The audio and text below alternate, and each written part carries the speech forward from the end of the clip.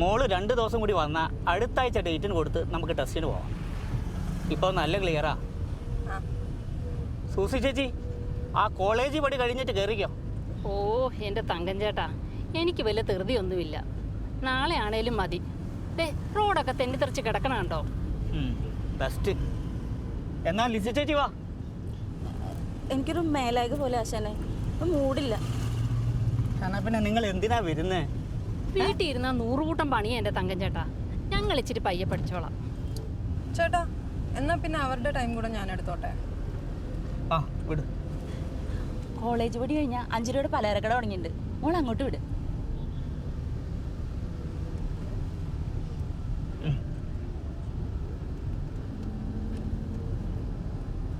തങ്കച്ചേട്ടാ, നിങ്ങളുടെ കുട്ടായി അല്ലേ അത്?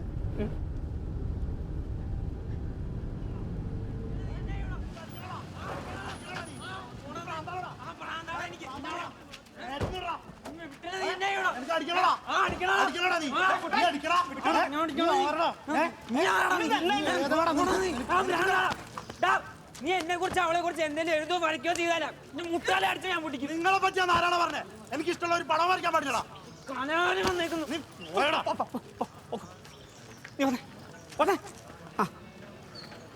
നീ തന്നെയാണ് കുട്ടായി കാണിക്കുന്നത്. തങ്ങപ്പാപ്പ എന്നെ കാണിക്കാൻ ഇപ്പൊ ഇങ്ങോട്ട് വന്ന്. ഓ, ഞാനിപ്പോ വന്നില്ലേ കാണായിരുന്നു. അതെ, നീ ഏതാ പെങ്കൊച്ചിൻ്റെ കാര്യം പറഞ്ഞേ?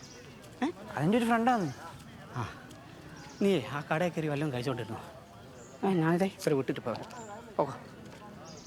ആ, കയറിയോ?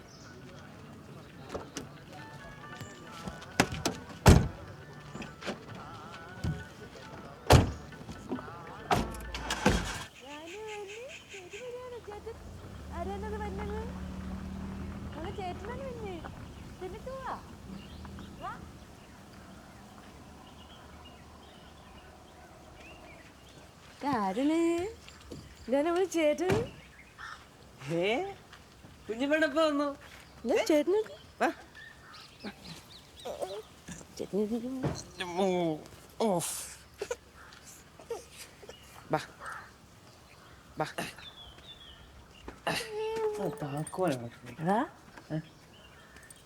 ശനിയോ ഞായറോ അവധിയുള്ളപ്പോഴെങ്കിലും വീട്ടിലോട്ടൊന്ന് വന്നൂടെ? നമ്മുടെ കെട്ടിയല്ലാതെ പറ, നോക്കാം.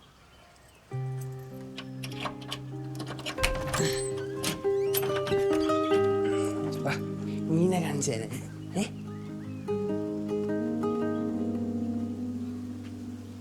എപ്പോഴാ ചേട്ടാ ഇവ എന്നെ മനസ്സിലാക്കുന്നത്? അതവൻ്റെ പ്രായത്തിൻ്റെ അടി. അതങ്ങ് ശരിയായിക്കോളും. നീ വാ.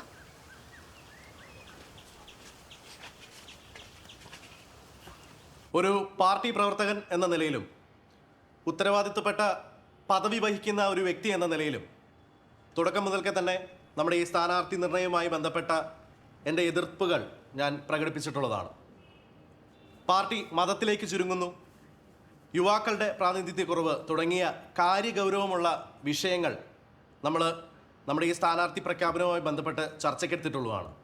പക്ഷേ പാർട്ടി ഇന്ന് കടന്നു പോകുന്ന സാഹചര്യങ്ങൾ കൂടി പരിഗണിക്കുമ്പോൾ നമ്മുടെ പാർട്ടിയുടെ നിലനിൽപ്പ് തന്നെയാണ് പ്രധാനമായിട്ടുള്ള ഒരു കാര്യം.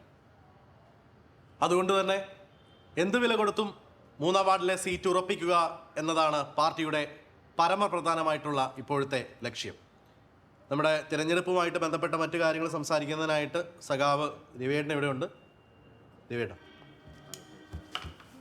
സഖാവ് പ്രദീപ് പറഞ്ഞതുപോലെ ഒരു ഘട്ടത്തിലും പാർട്ടിക്ക് യാതൊരു ആശയക്കുഴപ്പം ഉണ്ടായിട്ടില്ല.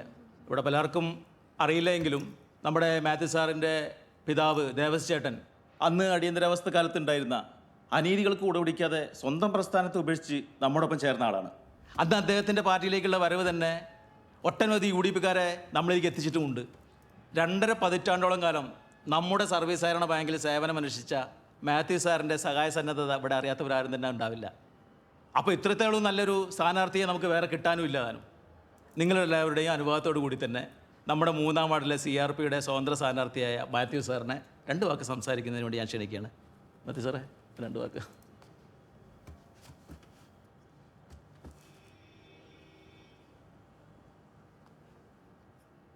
പ്രിയപ്പെട്ട സുഹൃത്തുക്കളെ, വളരെ അപ്രതീക്ഷിതമായും അവിചാരിതമായാണ് ഈ സ്ഥാനാർത്ഥിത്വം എന്നിലേക്ക് വന്നു ചേർന്നത്. ഒരുപാട് ചർച്ചകൾക്കും അഭിപ്രായ വ്യത്യാസങ്ങൾക്കും ശേഷമാണ് ഈ തീരുമാനത്തിലെത്തിയതെന്നാണ് സഖാവ് ഇപ്പോൾ ഇവിടെ പറഞ്ഞത്. അതുകൊണ്ട് ഞാൻ നിങ്ങളുടെ പ്രതീക്ഷയ്ക്കൊത്ത് ഉയരേണ്ടതുണ്ട്. അതിലേക്കായി ഒരുപാട് പഠിക്കാനുണ്ട് ഞാൻ. അതിലേക്കും എൻ്റെ വിജയത്തിലേക്കും നിങ്ങളുടെ എല്ലാവിധ പിന്തുണയും പ്രതീക്ഷിച്ചുകൊണ്ട് ഞാൻ ഈ സ്ഥാനാർത്ഥിത്വം അംഗീകരിച്ചുകൊള്ളും.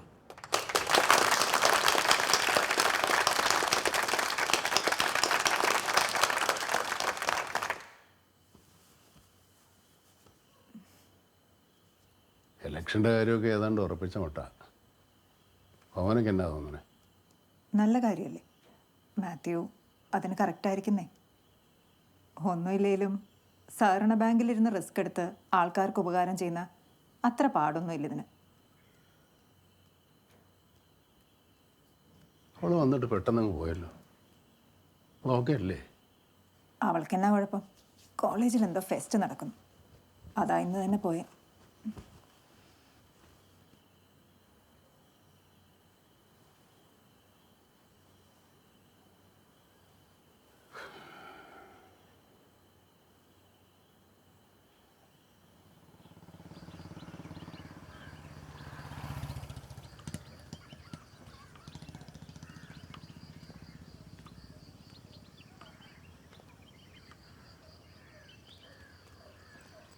നോക്കിയിട്ട് കറക്ഷൻ എന്തെങ്കിലും ഉണ്ടെങ്കിൽ ഷേർലിയോട് പറയാൻ പറ ശാലു. ഓക്കെ. ഇതെങ്ങനെ വെട്ടുകുത്തും പ്രേമം തന്നെയാണോ? ആ, ഒരിത്തിരി മയമുണ്ട്. ശരിയെങ്കിൽ ചേട്ടോ.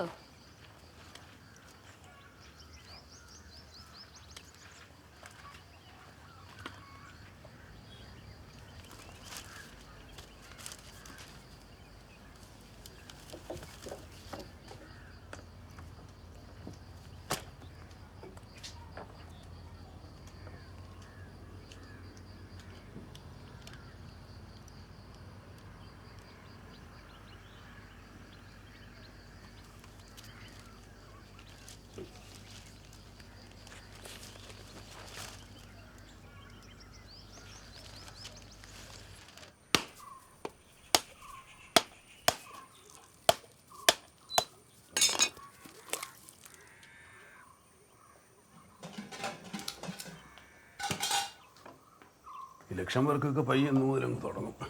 ആഹാ, അപ്പോൾ എല്ലാം നന്നായിട്ട് വരട്ടെ. ഇലക്ഷൻ്റെ കാര്യം ചാച്ചനോടൊന്ന് പറഞ്ഞേരെ.